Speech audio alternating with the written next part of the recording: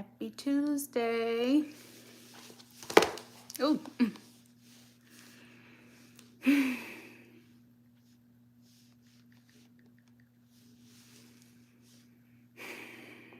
is a new year, new beginnings, a fresh start.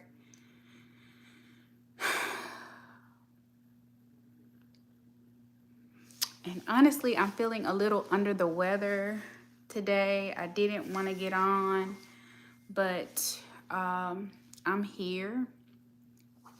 And so I'm not going to be on long today, but I just wanted to get on here and show my face because it's been a couple of weeks. I needed a little break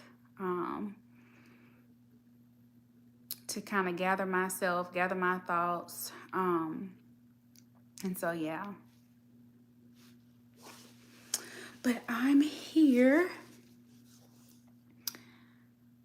And I want to start this year off in Genesis, starting from the beginning of the Bible. I know in one of the other Bible studies, somebody said they really didn't understand the Bible and they wanted to start from the beginning. So we're going to be starting from the beginning of the Bible. And I still will probably reference from other places as we study, as we start from the beginning. Because the Bible is just like a puzzle that fits together. And one thing it's repetitive too. And so I've often thought about, okay, well, why is it repeated? So many things repeated in the Bible. That's because sometimes we need to hear it over and over and over again before we actually get it or before it sinks in. So, yeah. And so I am feeling, one of the things I wanted to talk about too before I get started is that I feel like a lot of people think that when you do ministry or anything like this is that you don't have problems and you don't have issues, and that could be farther from the truth. I still have life issues and problems in my life. Nothing in my life is perfect, but I'm not looking for perfection. I'm looking for my life to be peaceful. And so I feel like regardless of what type of problems that I have, even if I got God, I'm going to do my best to try to remain peaceful. Hi, thank you all for joining. Hey, I have missed you.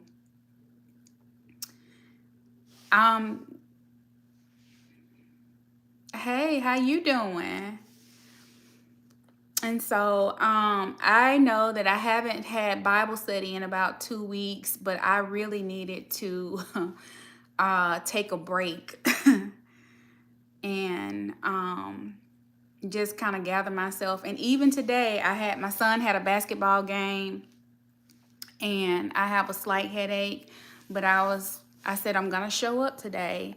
And so, like I was saying, I think a lot of people have a misconception that when people do ministry, that they don't have any problems or they don't have any issues. And like I said, that's just farther from the truth. Like, I have issues. We may not always be having the same issues as someone else, but that's why you need community, and that's why you need people. We need other people. I'm glad you're here. I'm glad you're here. A lot is going on with me too, and to be honest, I wasn't gonna get on here today. I wasn't gonna get on here today. I was gonna wait until next week, but I said nope. I'm gonna get on today, and I'm gonna log on. Um, and I think, and just talk like from my heart. I haven't really prepared a whole lot. I have tons and tons of notes, but I just really wanted people, because there's so many people who I know this is the beginning of a new year, and we think that, oh, it's a new year, new me, new this and new that. And yes, um, I don't set New Year's resolutions. I just always tell myself that I want this year to be better than last year, and whatever that means for me, and whatever that means for you too. Like, it's a new year, but you can have a fresh start, and you can start anything, you can do anything. And whatever happened last year, and just try not to bring anything into this year to um that can, hinder you. And so that's just kind of where I am right now. And I'm okay. Everything is not perfect, but there are a lot of things that I want to do better, because that's the thing about the Bible. It's about being a better version of yourself, becoming better. And so I don't want anybody to beat themselves up. If you didn't reach your goals last year, I didn't reach none of my goals either. I had some fitness goals that I didn't reach last year. But I have a few health issues going on. And that's not the only reason. Part of the reason why I didn't reach those goals is because I procrastinated. I didn't work out. I didn't stay consistent. And that is a word that God has given me. In the last week, I have heard that word so many times: consistent, consistent, consistency. And so I'm just going to work on that this year, just being consistent in whatever it is that I'm doing. And so if that's consistently working out, if that's consistently doing Bible study, if that's consistently doing, my podcast, consistently making sure I take care of myself first. And I think I'm going to prioritize myself a little bit more this year. And if you're watching, I think you should do that as well. Because we cannot pour from an empty cup. You can give until you have nothing else to give. Just make sure you're taking care of you. And so I think maybe I did neglect, taking care of me last year. And so I'm going to do a better job of that this year. So, yeah. And so I'm glad to have you all on. Like I said, I wanted to start from Genesis, from the beginning. I'm just going to speak from, I've read Genesis 1 several times. There are a lot of things that you can learn from Genesis 1. The very first thing that I learned was that God is a creator. That's in the first line. God is a creator. And so later on, you'll read that we were made in his image. Hey, Maisha, Happy New Year.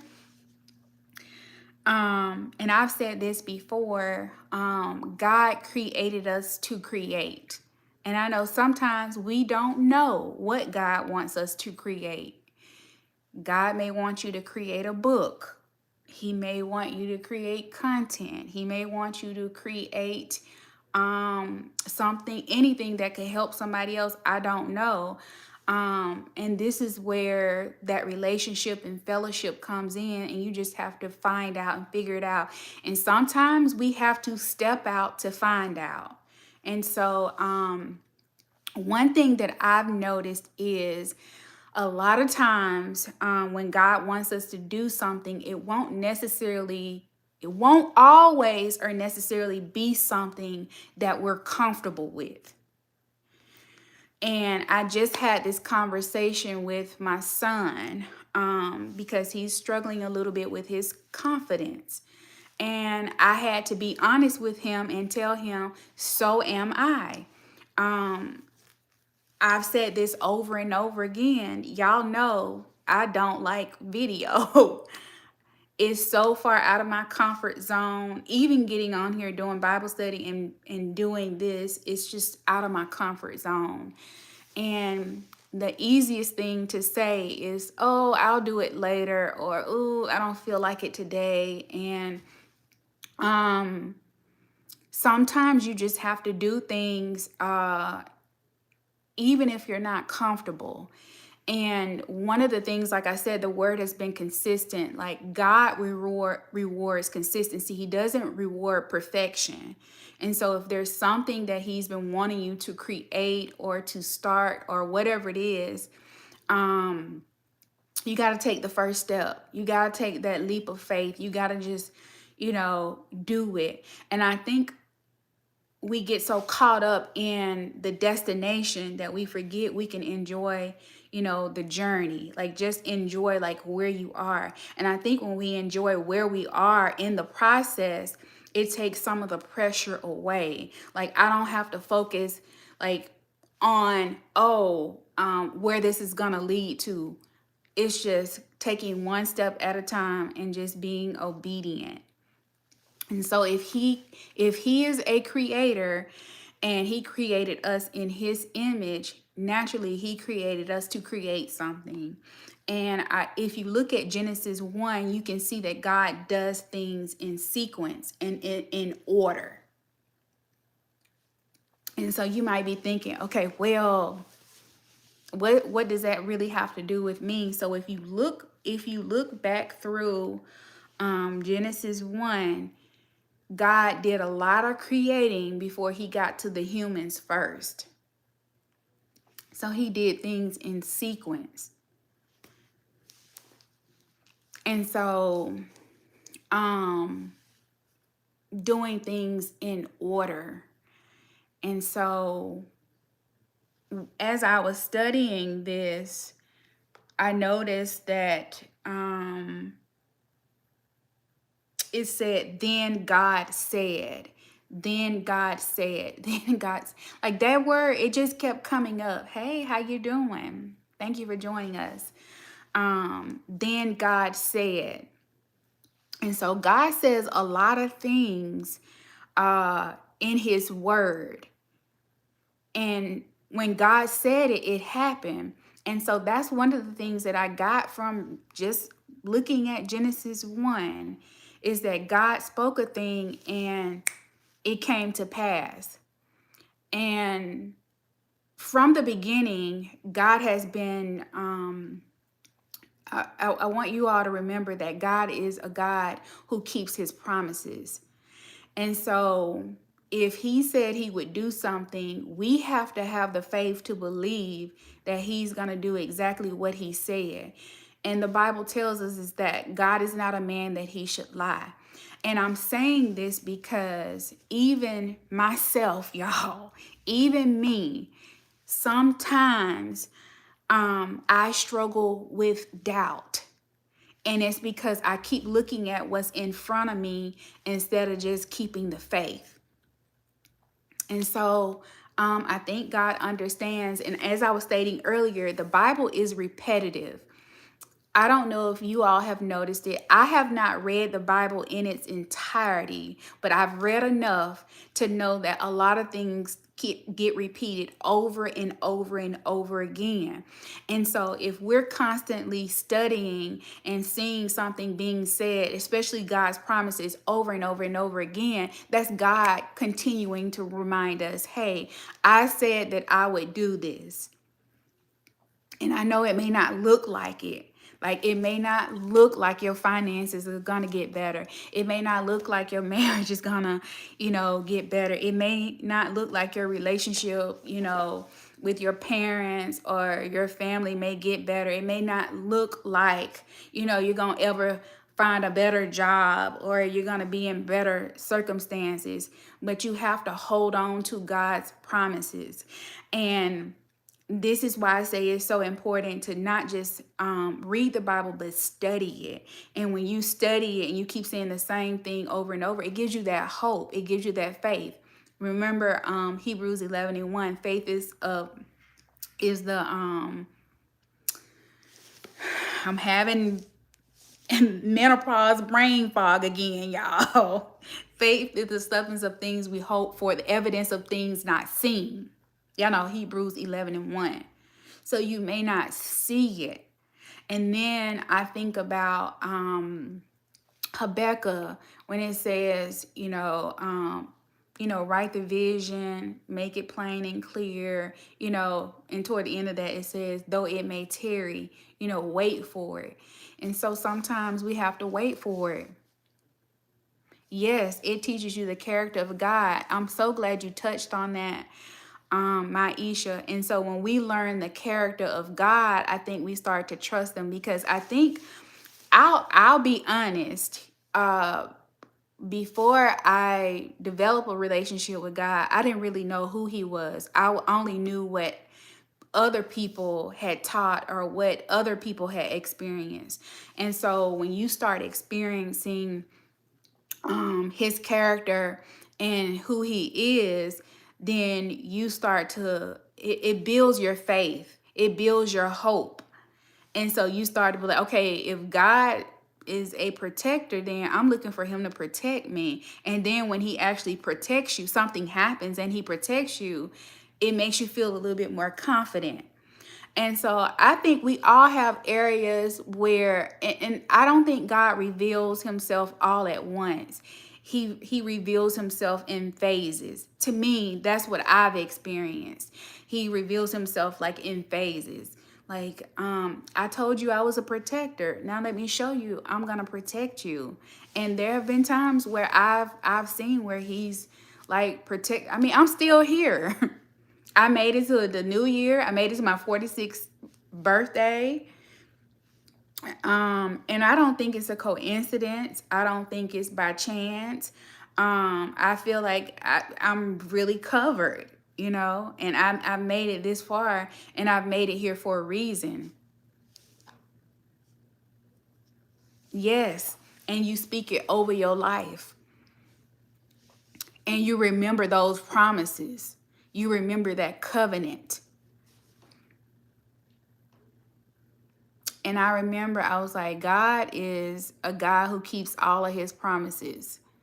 And going back to what I talked to my son, it's like, well, I think may have mentioned this to my husband. It's like we're fighting a fixed fight. The fight is fixed. And it's like, yes, we have to have endurance, which the Bible talks about. We may even suffer. We may even have seasons of suffering. But we're not supposed to have cycles of it. I remember my pastor touching on that.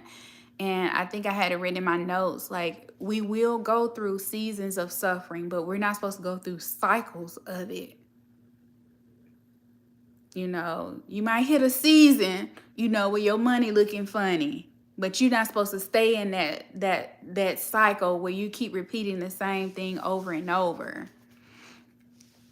And a lot of times we don't even know we're in a cycle or we're in a pattern. You're like, wait a minute. I started noticing things. I was like, wait a minute. This is where I was last year. I'm not trying to go through this again. Yes. And if people would really just pay attention, you can go through the same cycle or the same patterns in your finances, with friendships where we keep repeating the same thing. You keep wondering, like, why I keep finding the same old type of friends? Why do I keep, somebody might say, well, why do I keep ending up in the same type of jobs? I'm going to have to look that up. Somebody else referred a song of his to me. I can't remember the name of it. Cause I remember that name because I had never listened to anything of his before. And so we want to go through good cycles, not the bad cycles, y'all. We want to go through, we want to have, and it's like I said, a lot of times we don't even notice that we're in like the same repetitive cycle, you know. um that's how God like kind of opens our like we're not like God is not going to let us sit and spend time with him and not open our eyes to what's going on in our lives. Like if we believe that he's a good God and he's a good father, what good father will let you keep repeating the same mistakes over and over and over again? I mean, we're like that with our children. Like if you see your child, you know, repeating the same thing over and over, are you just gonna let them keep doing it, or are you gonna try to like step in and be like, hey, don't keep doing that. That's only hurting you. And so I just was thinking about that, and I think a lot of times when we start the new year, we have very good intentions um to do these new year resolutions, or to do something. But I'm gonna tell y'all this. um if you have, I'm not saying don't have any goals or don't do anything, but just remember, small baby steps are still steps. So even if you start the new year, because I know a lot of people get excited about the new year and they're like, I'm going to read the whole Bible in its entirety. And that's good. There's nothing wrong with that. But the whole point of you studying the Bible is not to get through the Bible, but let the Bible get through to you. And so I always tell people, like, don't get caught up in this thing where you have to complete the Bible by a certain time. Like when we all get to where we're going, God is not gonna ask us if you completed the Bible in a year. Like he don't care.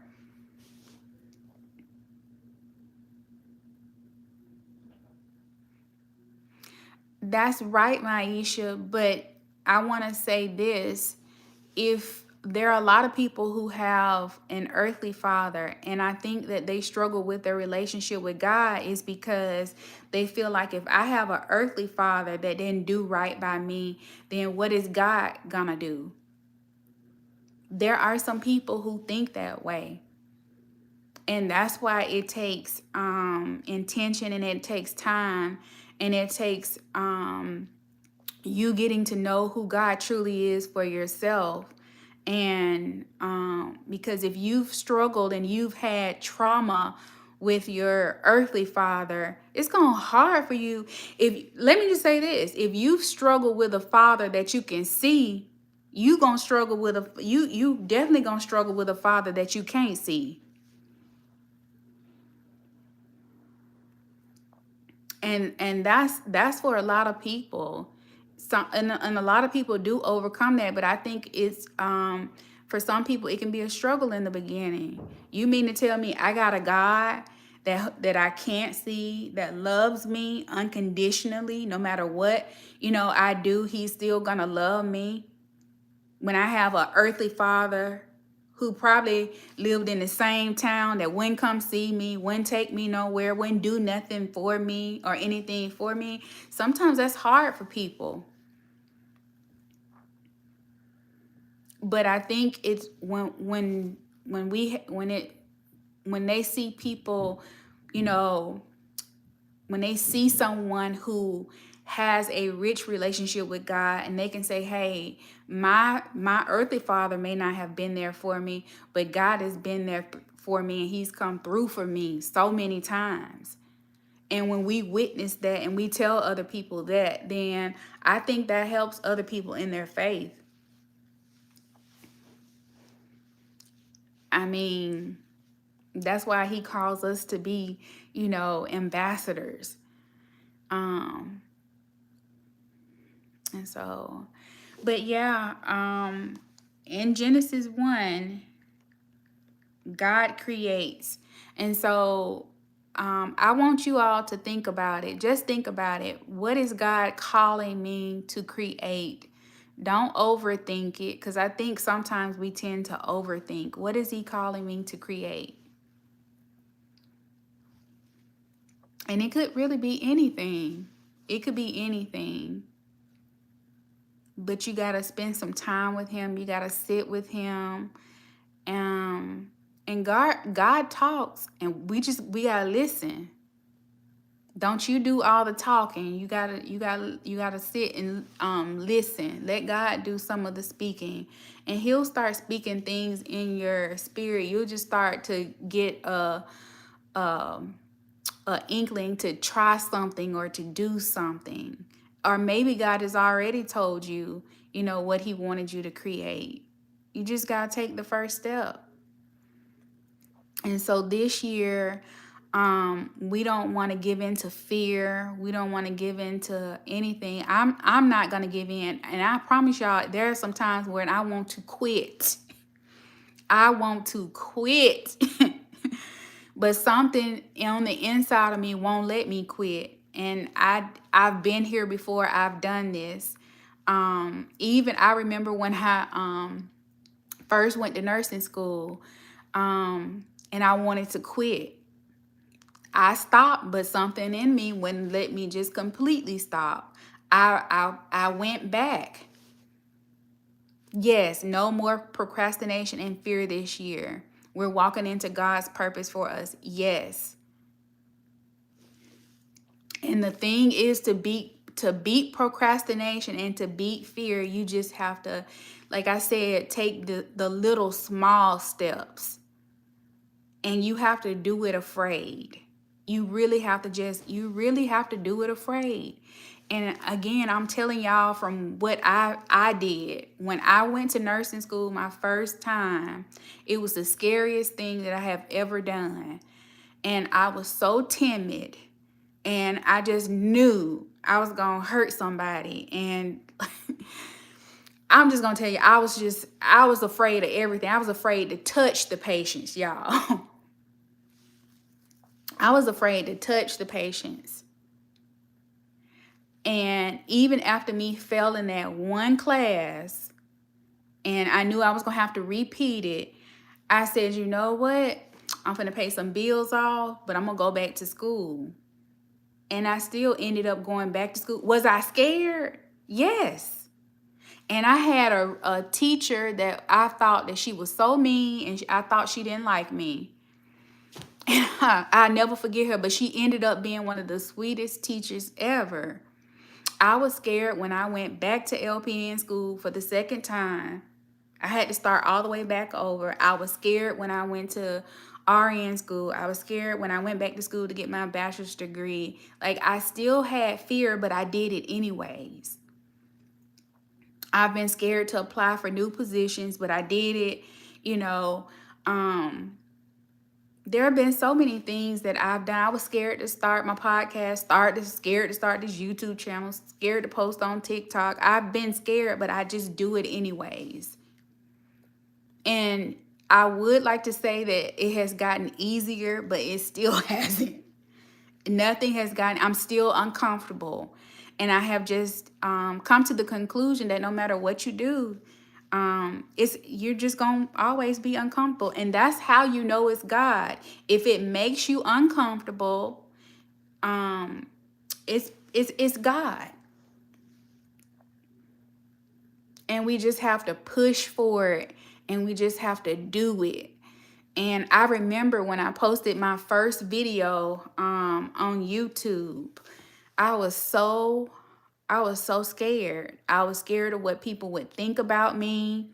I was scared about how I would look, how I would sound, all of those things. And one day I just pushed past the fear, and I was like, I recorded a video in my car, and I said, you know what? I'm going to upload it, and I'm going to see how it goes. And here we are. And I started out, it was just it was just my husband and my kids that subscribed to me and a few friends. And here we are. I'm still not that farther along. But again, that's because I haven't been consistent.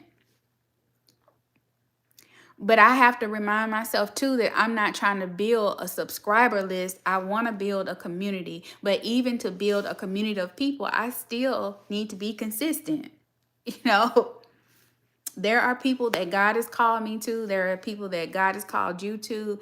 Everybody has a calling. And so I don't want anybody to think, oh, she like, there are so many people out here on YouTube. And a lot of times I be thinking, oh, they seem so comfortable. And maybe they are. But I just want to be authentic in how I'm feeling. I'm not comfortable, but even though I'm not comfortable, I'm still going to do it anyways.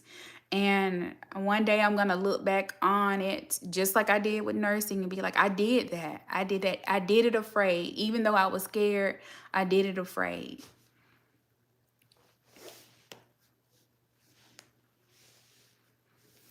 And sometimes that uncomfortableness, it's kind of hard to push through it, but you just gotta, and really once you do it, you feel a little bit better.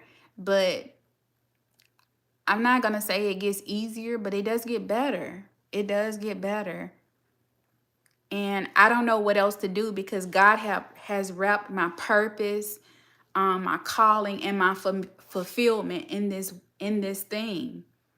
And so it's fulfilling to get on here and teach the word. I'm not gonna get that anywhere else. And trust me, I have tried, y'all. I be trying to like do little Bible studies with my one of my co-workers. I be trying to talk to him, and we be talking about the Bible, and I be like, and it's good conversation. It really is. But it's not the same. It's not the same as me teaching and doing it this way. I hope that y'all can understand that. So I try. I be having conversations with basically anybody who will have a conversation with me. And so, yeah. And so I'm gonna relax this year, and I'm just gonna try my best to be consistent and just enjoy the journey, because we're not going to get anywhere any faster than God wants us to. And I don't want to get ahead of myself or get ahead of God, you know. So that's why, I feel like just step back. I stepped back from other platforms. And I just said, hey, I'm gonna be here. I'm gonna create here, no matter how long it takes me. And I watched a video the other day of a girl who had been on YouTube for 10 years, and she only had I think it was 14,000 subscribers. She does not have like the plaque, and she was just talking about like she has really just enjoyed her journey. She's had all different type of opportunities, and she didn't make it about getting that plaque. And so for me, it's more so about impact. Like, whose life can I impact? Like, there is no greater feeling than somebody saying, I heard you say that. I learned that from you. Like, that really opened my eyes to something. Like, to me, that's a better feeling than having so many subscriber counts or followers and all of those things. These days, you can pretty much figure out the strategies on how to get, people following you. But to me, it's different, because I know that at the end of the day, God is not going to ask me or say to me, you had a lot of followers. I want to be an effective Bible teacher. That's my goal. I want to be effective. I want to be an effective leader, you know, even at my job. Hi, Joy. Well, thank you for coming. But that's what I want, like at the end of the day, and that would make me proud. I had someone to tell me at work, he said,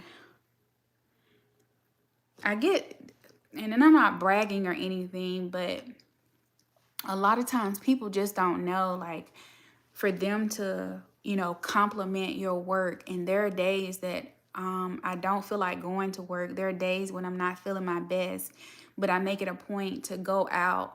When I call my patients, you know, with a smile on my face. They don't know, they don't have to know what I'm going through, because I understand that they're going through something themselves.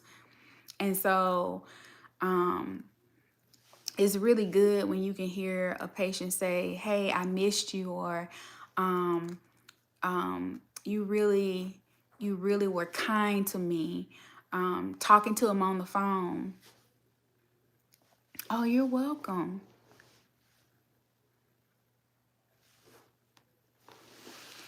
And so going back to Genesis 1,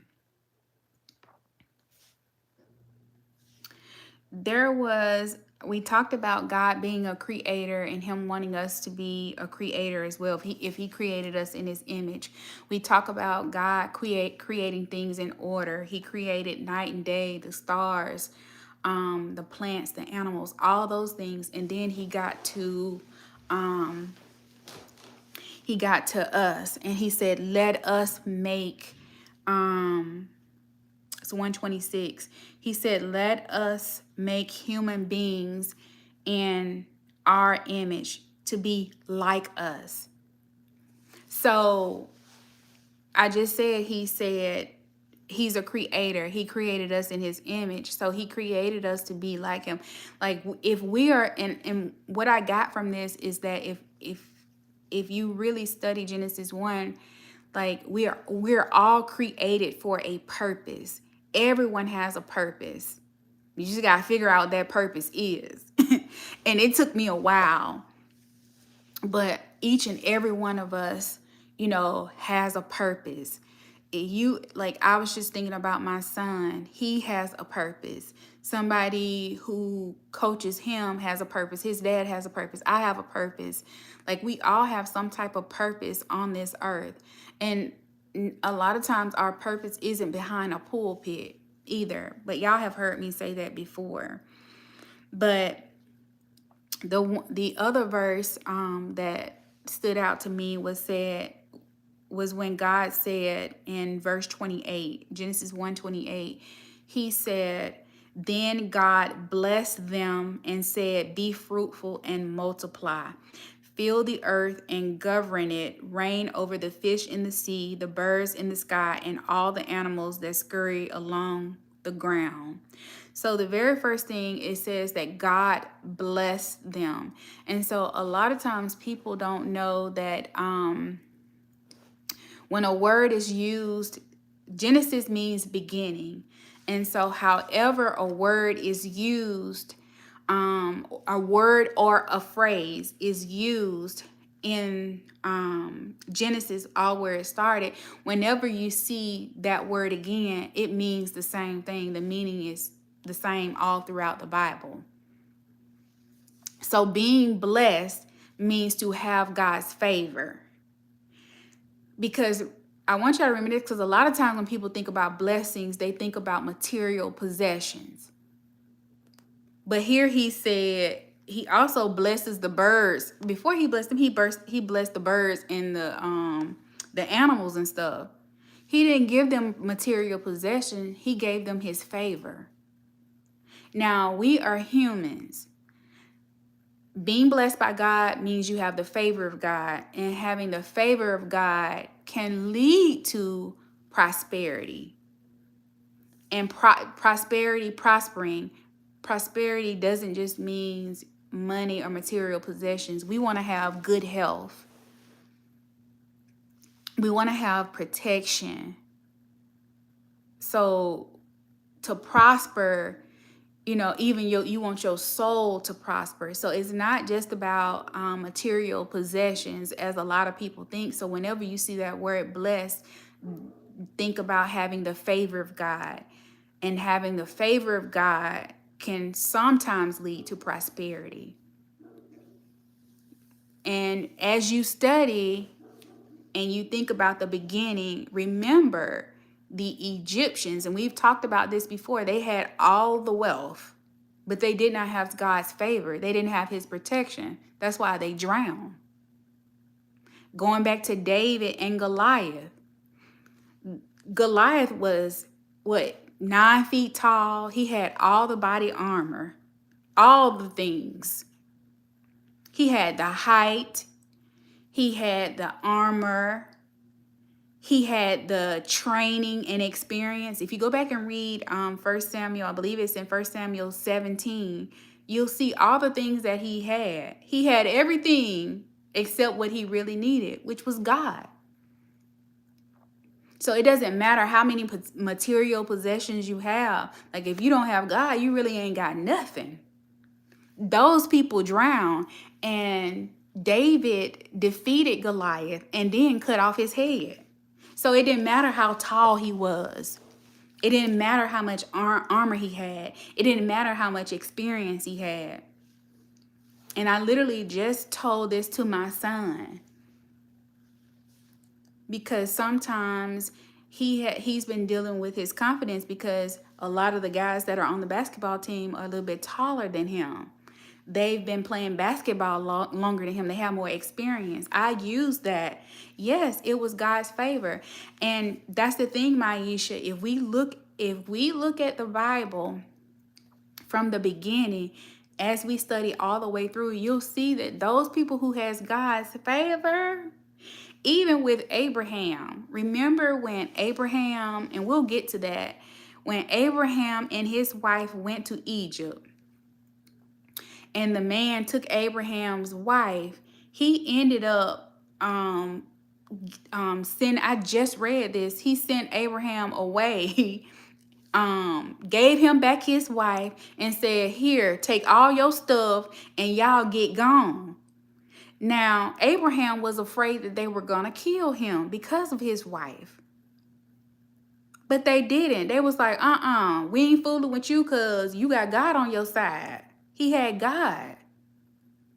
He gave him his wife and gave him all his possessions. And then it says they escorted them on out of the land. They told them, "Hey, y'all, you get going. You need to get on." I be reading stuff like that I read it, study it like that in my head. Like, he just really they gave him an escort. They made sure he left. But yeah, we have God's favor. We have God's blessing. And it's like, when you learn it, and I'm telling you, I've seen the favor of God, like, on my life. Like, I've seen it. I have truly experienced it. And I'm telling y'all, when you experience and you be like, okay, this is what God's favor looks like. This is what his favor look like. Sometimes you can get overlooked, but and here's the thing: we're thinking we're being rejected, but when actually we're being protected, or God has something better in store for us. That has literally happened to me, and you can see, I can see where all the things that have happened up until now, that has just been God's favor. It's just been his favor. And I would rather have his favor than material possessions anytime. Anytime. But just remember that when you see the word blessed in the Bible, it means that you have the favor. It means having the favor of God. And then it talks about to be fruitful and multiply. And I know when most people think about fruitful, They think and multiply, they think about having kids, but that's not what God meant. That's not the only thing that he meant. So to be fruitful means to be productive. So if God produced things, then naturally he wants us to produce as well. Now, what he wants you to produce, I don't know. That's between you and God. But yeah, to be fruitful means to be productive. So there are a lot of good words in Genesis 1 that we need to be like mindful of.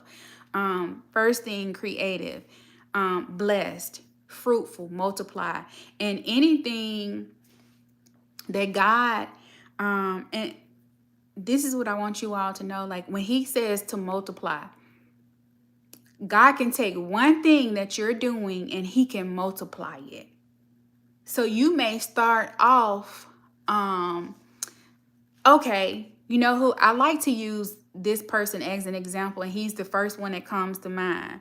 So with Steve Harvey started off doing comedy, but God took that and he multiplied it. And all Steve Harvey used was his voice, his God-given voice that God gave him, and he created comedy. Then he created a book. Then he created movies. Then he's created TV shows. And on and on. I think he's created some other products too. He created a radio show.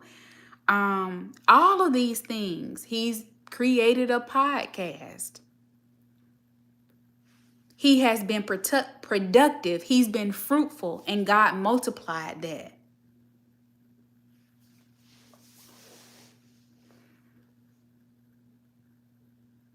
God may have told you to start one thing, and he can take it and flip it and turn it into so many different things.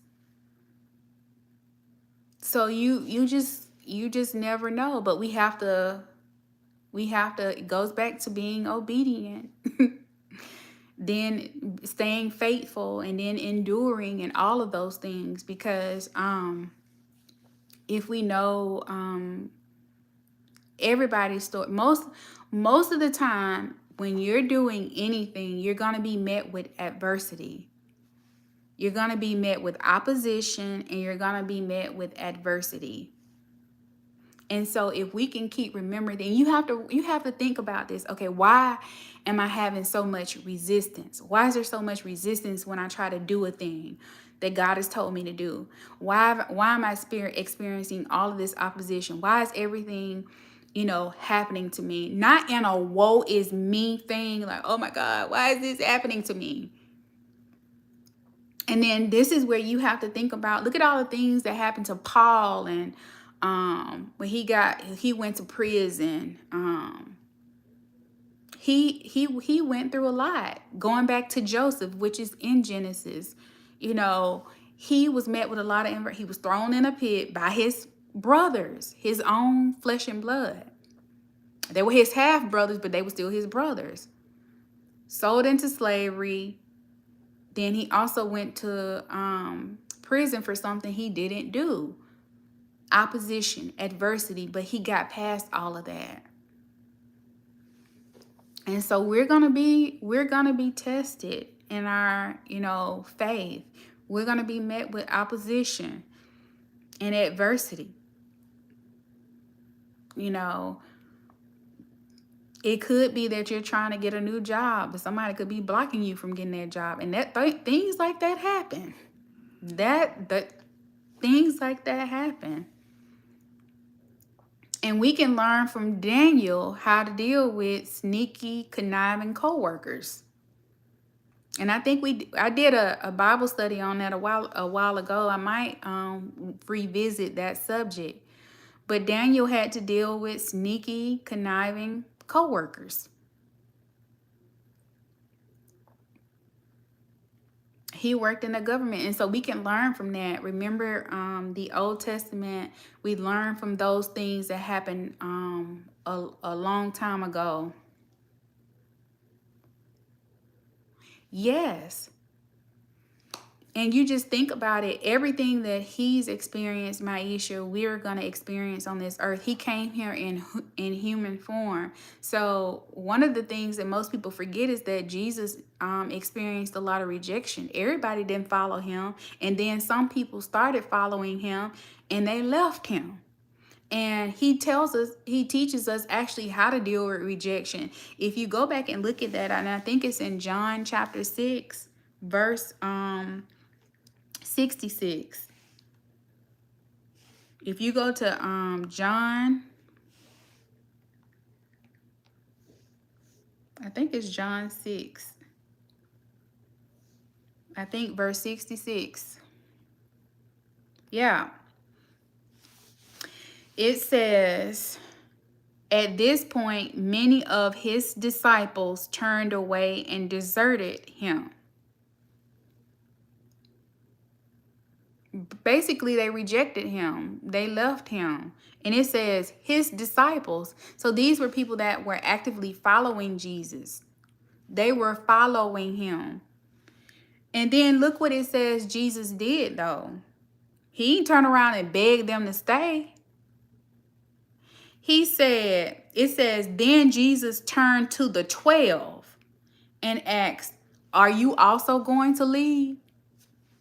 He ain't stopped nobody from leaving. He turned to the 12 and he said, are y'all going to leave too? And then Peter says, Simon Peter replied, Lord, to whom would we go? You have the words that give eternal life. We believe and we know you are the Holy One of God. So yes, let me see, 16:33. So Jesus helped us right there in that little passage on how to deal with people when they reject you. You be like, oh well, okay. And not only there, y'all, that's how I'll get all over the Bible. But he even tells us, don't cast your pearls to pigs. Don't cast your pearls to pigs. Don't waste what is holy on those who are not holy. He wasn't calling people pigs. He was basically saying, don't waste anything holy on somebody who's like those type of people. They want to argue with you. They want to argue. They're not interested in maturing. They're not interested in growing. They're not interested in growing better. They just want to argue. And he's saying, don't waste your breath on them, basically. Y'all have always heard the saying, don't argue with a fool. And a fool is in the Bible. And fool just means somebody who operates with earthly wisdom. That's it.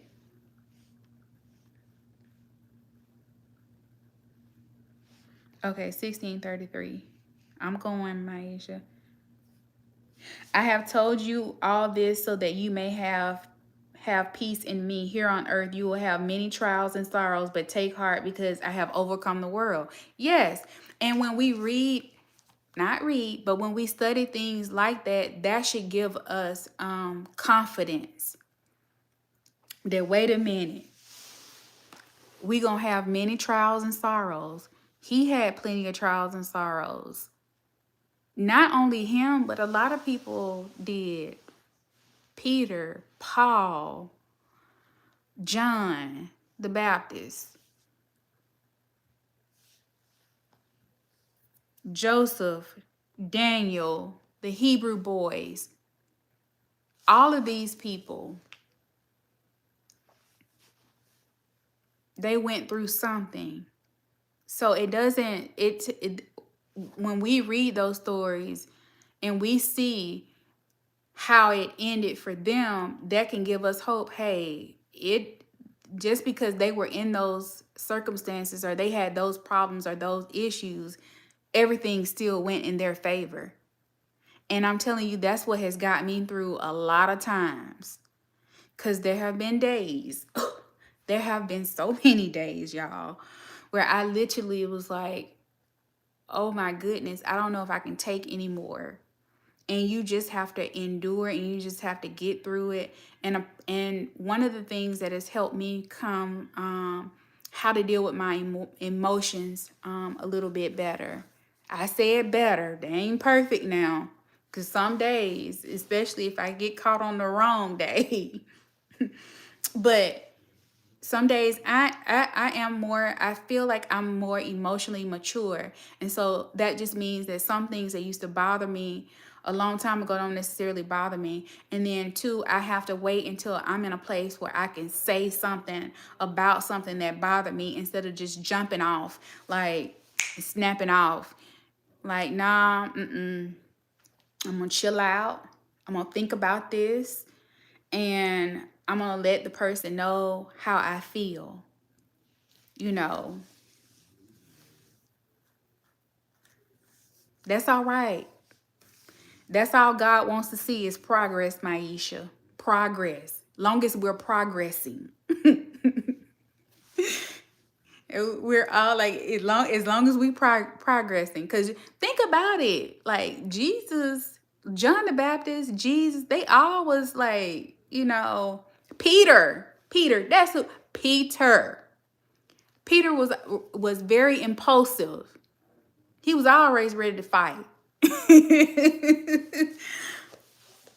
Cutting folks' ears off and stuff. Peter like, I got time. Like, you know what I'm saying? So, and a lot of times people look at their, personalities and all these things and look at it in a bad way, but sometimes you need to take those things that you feel like are yes, are negative about you and be like, okay, maybe I can use this for this zeal, this stubbornness, or whatever it is about your personality. I can use this, for God. I can use this for the kingdom. But yeah, honey, Peter was always about yeah. He's very impulsive.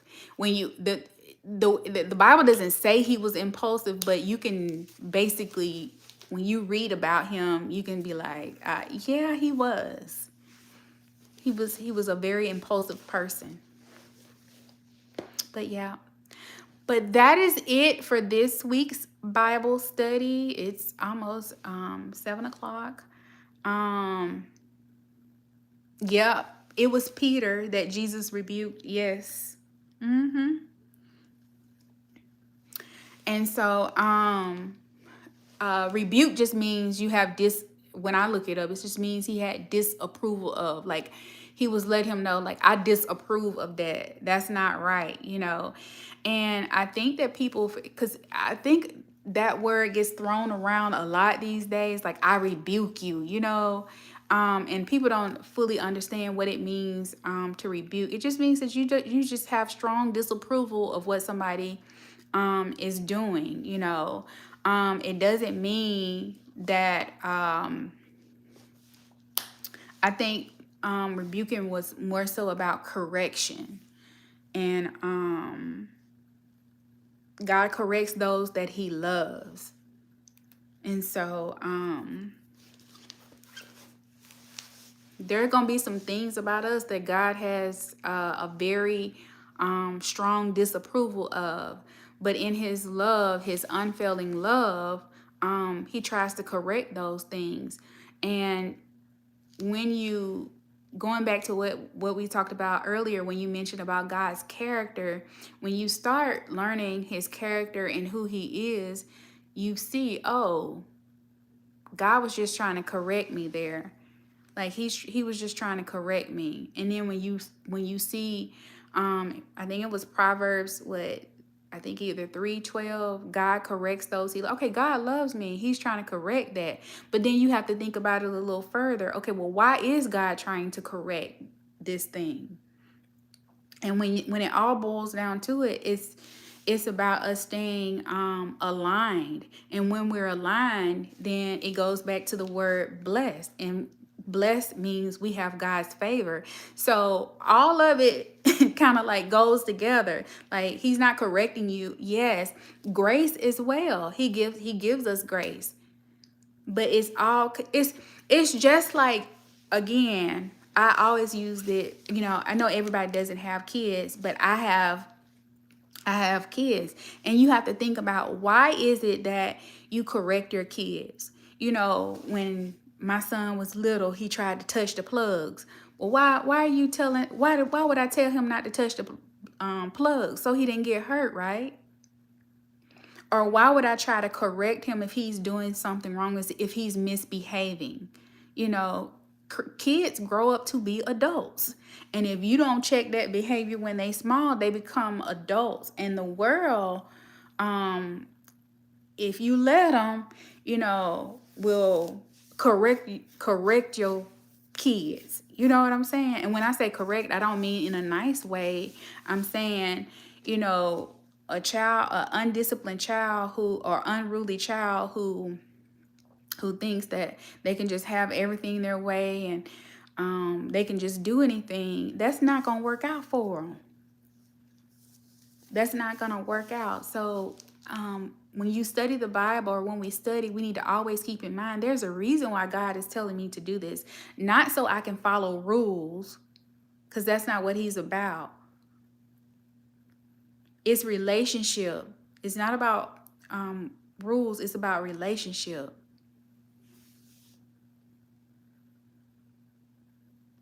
Yes. Yes, you have to. It is. And in the Bible, we'll get into that a different day, but the Bible talks about disciplining your child. It talks about it. And as you can see, when kids are not disciplined, and I'm pretty sure we've all come in contact with some adults and you be like, they didn't get disciplined as a child. They didn't. They didn't. They didn't get disciplined as a child, and you can tell. And but yeah. Well, all right, guys. That's it for this week's Bible study. We will be back next week, and like I said, we will still be in Genesis. If you guys have any questions, you can send them to me, unapologeticfaithco@gmail.com. And I can get them, or you can leave them under the comments in the Bible study, or just somewhere on my page. It don't matter. I'll see it. Somewhere on the channel. If you have any questions or anything. Well, all right. That's it. Y'all have a good rest of your week. And I will see you guys next week.